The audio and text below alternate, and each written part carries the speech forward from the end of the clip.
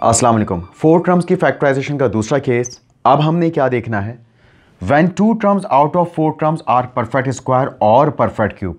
अब की बार क्या होगा, चार टर्म्स में से तीन नहीं बल्कि कोई दो टर्म्स आपको परफेक्ट स्क्वायर मिलेंगी या कोई दो टर्म्स आपको परफेक्ट क्यूब मिलेंगी और बाकी दो टर्म्स कोई भी हो सकती हैं। मगर जो दो टर्म्स आपको परफेक्ट स्क्वायर या परफेक्ट क्यूब मिलेंगी उन पर असल में आप फॉर्मूला अप्लाई कर सकेंगे। पहला स्टेप क्या होगा, arrange the terms and right both perfect cubes और परफेक्ट स्क्वायर्स टुगेदर। यानी कि जो भी हमें सवाल में दो परफेक्ट स्क्वायर्स या दो परफेक्ट क्यूब्स वाली टर्म्स मिलती हैं उन्हें हम एक साथ लिख देंगे सबसे पहले और बाकी दो टर्म्स को अलग करके एक साथ लिख देंगे। स्टेप नंबर 2 में apply formula on perfect squares और perfect cubes and take common from other two terms. उसके बाद जो दो परफेक्ट स्क्वायर्स आपने एक साथ लिखे या जो दो परफेक्ट क्यूब्स आपने एक साथ लिखे उन दोनों टर्म्स पर तो आप फॉर्मूला लगाएंगे जो फॉर्मूले आप पढ़ते आ रहे हैं और बाकी दो टर्म्स में से आप कॉमन लेंगे। तो in case of perfect squares अगर दो टर्म्स परफेक्ट स्क्वायर हैं तो हो सकता है ए स्क्वायर माइनस बी स्क्वायर का फॉर्मूला लग जाए, उसके लिए फिर दरमियान में माइनस साइन होना चाहिए जो बराबर हो जाएगा ए प्लस बी ए माइनस बी के।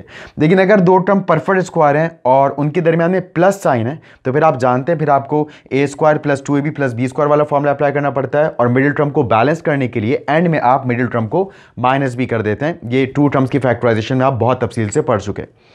इसी तरह से in case of perfect cubes अगर दो टर्म्स परफेक्ट क्यूब हैं तो माइनस की सिचुएशन में माइनस वाला फॉर्मूला लग जाएगा, मतलब A cube minus B cube equals to A minus B A square plus A B plus B square. और प्लस वाले केस में प्लस वाला फॉर्मूला लग जाएगा यानी कि A plus B A square minus A B plus B square. और आखिर में हमारे पास कोई सेम ब्रैकेट आएगा जिसे हम कॉमन ले लेंगे। तो यहाँ पर अब हम चेक करते हैं इस सवाल में कि हमारे पास वो कौन सी ऐसी दो टर्म्स हैं जो परफेक्ट स्क्वायर हों या फिर परफेक्ट क्यूब हों। तो 7x की पावर 4 ये परफेक्ट स्क्वायर नहीं है क्योंकि 7 परफेक्ट स्क्वायर नहीं होता, तो ये हमारे मतलब का नहीं है।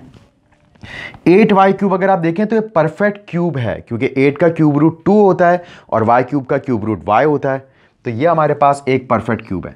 बिल्कुल वैसे अगर आप बात करें 14x स्क्वायर y की तो ये भी हमारे पास परफेक्ट क्यूब नहीं है और बात करें हम x की पावर 6 की तो हमारे पास परफेक्ट क्यूब है। इसका मतलब ये हुआ कि दोनों परफेक्ट क्यूब हमें एक साथ लिखने होंगे। तो अब हम इसको एक साथ लिख लेते हैं, x की पावर 6 और माइनस 8y क्यूब और बाकी दोनों टर्म्स को हम आगे लिख देते हैं। ये 7x की पावर 4 है और ये माइनस 14x स्क्वायर y है। अब अरेंज करने के बाद हम यहां पर फर्स्ट टू टर्म्स को, क्योंकि परफेक्ट क्यूब है और आप जानते हैं परफेक्ट क्यूब ऐसा वेरिएबल होता है जिसकी पावर 3 की टेबल में आए और नंबर आप जानते हैं ऐसा नंबर परफेक्ट क्यूब होता है जिसके लिए कोई नंबर खुद से 3 बार लिखकर मल्टीप्लाई करवाया जाए तो वो नंबर फॉर्म करे, वो फॉर्म किया हुआ नंबर परफेक्ट क्यूब कहलाता है। तो यहां पर ये दोनों परफेक्ट क्यूब हैं, इनको हम होल क्यूब में लिख देंगे। यहां पर ये दो होल क्यूब्स आ गए। x की पावर 6 के लिए हमें ब्रैकेट में अब ऐसी पावर x पे लगानी पड़ेगी कि वो 3 से मल्टीप्लाई हो और वापस 6 बन जाए, तो आप जानते हैं वो पावर 2 है। 8 का क्यूब रूट 2 होता है और y के ऊपर पावर 1 लगानी पड़ेगी क्योंकि 3 1 जा 3 होता है। ब्रैकेट के बाहर वाली पावर ब्रैकेट के अंदर वाली पावर से हमेशा मल्टीप्लाई होती है। पावर 1 हम लिखते नहीं है, मजीद आगे बढ़ते हैं। यहां पर हमें इन दो टर्म्स में से कॉमन लेना होगा, जैसे कि हमें इंस्ट्रक्शंस में भी यहां पर ये बात कही गई थी कि apply formula on perfect squares और perfect cubes and take common from further two terms। जो भी आपके पास दो टर्म्स हैं उनमें से हमें कॉमन लेना होगा। तो यहां पर तो हमने फॉर्मूला अप्लाई करने की तैयारी कर ली है, मगर यहां पर आप देख सकते हैं इन दो टर्म्स में से 7 कॉमन है और यहां पर x की पावर 4 और x की पावर 2 है, तो हमारे पास लीस्ट पावर x की पावर 2 है, ये हमने कॉमन ले लिया। अब ब्रैकेट में बची हुई टर्म्स लिखते हैं, तो 7 बाहर, x की पावर 4 में से x की पावर 2 बाहर, तो x स्क्वायर अंदर रह गया। ये साइन हमेशा बाहर वाले साइन से मल्टीप्लाई करवा के लिखा जाता है, माइनस प्लस माइनस होता है और 7 2 जा 14 होता है। यहाँ 2 आ गया, एक्स स्क्वायर बाहर है और यहाँ हमारे पास सिर्फ y रह गया। अब यहाँ पर हमें a cube minus B cube का फॉर्मूला अप्लाई करना है। तो आप जानते हैं a cube minus B cube का फॉर्मूला होता है a minus B A square plus A B plus B square, bracket close. यहां पर आप जानते हैं a का मतलब पहले होल क्यूब के अंदर वाली टर्म है और b का मतलब दूसरे होल क्यूब के अंदर वाली टर्म है। तो a की जगह आ जाएगा एक्स स्क्वायर और b की जगह आ जाएगा 2y।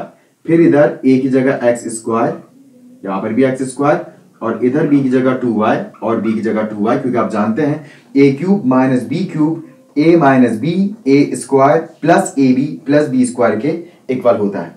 उसके बाद फिर यहां पर प्लस 7x स्क्वायर और x स्क्वायर माइनस 2y का ब्रैकेट एज इट इज। अब यहां पर इसको सिंप्लीफाई कर लेते हैं, x स्क्वायर माइनस 2y का ब्रैकेट एज इट इज। ये पावर 2 अंदर वाली पावर 2 से मल्टीप्लाई होकर x की पावर 4 हो जाएगी, प्लस साइन के बाद x स्क्वायर जब 2y से मल्टीप्लाई होगा तो ये बनेगा 2x स्क्वायर y, और प्लस साइन के बाद स्क्वायर जब 2 पर आएगा तो ये बनेगा 4, और जब y पर आएगा तो ये बनेगा y स्क्वायर ब्रैकेट क्लोज, और प्लस साइन के बाद एक बार फिर 7x square under bracket x square minus 2y as it is. अब आप देख सकते हैं हमारे पास दो टर्म्स हैं, ये दो ब्रैकेट्स मल्टीप्लाइंग फॉर्म में है, ये दोनों ब्रैकेट्स का प्रोडक्ट एक टर्म माना जाएगा, और प्लस साइन के बाद 7x स्क्वायर इस ब्रैकेट के साथ मल्टीप्लाइंग फॉर्म में है, 7x स्क्वायर इस ब्रैकेट के साथ मल्टीप्लाइंग फॉर्म में पूरी एक टर्म माना जाएगा। तो एक टर्म यहां और एक टर्म यहां। Now we have two terms, और हमें देखना होगा इन दो टर्म्स में से सेम ब्रैकेट कौन सा है, उसी ब्रैकेट को हम कॉमन लेंगे। तो आप देख सकते हैं x स्क्वायर माइनस 2y का ब्रैकेट सेम है, यहां पर हम x स्क्वायर माइनस 2y का ब्रैकेट कॉमन लेंगे, और अब एक और ब्रैकेट लगाएंगे और उसमें दोनों ही टर्म्स में से बची हुई चीजें लिखेंगे। तो फर्स्ट टर्म में से x स्क्वायर माइनस 2y बाहर, फर्स्ट टर्म में से हमारे पास ये तीन टर्म्स रह गई, x4 plus 2x square y और प्लस 4y स्क्वायर, और सेकेंड टर्म में से हमारे पास क्योंकि ब्रैकेट बाहर है तो ये 7x स्क्वायर रह जाएगा, इसे हमने यहां लिखना होगा। और आप जानते हैं ये वाला साइन हमेशा बिल्कुल बाहर जो मौजूद साइन है उससे मल्टीप्लाई करके लिखा जाता है, तो प्लस प्लस प्लस ही होता है, और ब्रैकेट बाहर है तो यहां पर हमारे पास रह गया 7x स्क्वायर ब्रैकेट क्लोज। यूं हमारी ये फैक्टराइजेशन कंप्लीट हुई। तो उम्मीद है कि आपको बहुत अच्छे अंदाज से ये समझ आया होगा कि जब कभी भी हमारे पास चार टर्म्स हो और कोई दो टर्म्स परफेक्ट क्यूब या दो टर्म्स परफेक्ट स्क्वायर निकल आए तो हम इसको इस अंदाज से करते हैं। अगर तीन टर्म्स परफेक्ट स्क्वायर निकल आए तो केस 1 जो हमने पिछले एपिसोड में डिस्कस किया था वैसे करते हैं, और अगर ना तीन टर्म्स परफेक्ट स्क्वायर हो, ना कोई दो टर्म्स परफेक्ट स्क्वायर हो या दो टर्म्स परफेक्ट क्यूब हो, तो ऐसा कुछ भी ना हो तो फिर हम सिंपल चार टर्म्स के सवाल में दो दो टर्म्स करके कॉमन लेते हैं। इंशाल्लाह अगले एपिसोड में भी हम इसी केस की एक और एग्जांपल डिस्कस करेंगे। तब तक के लिए अल्लाह हाफिज़ एंड टेक केयर।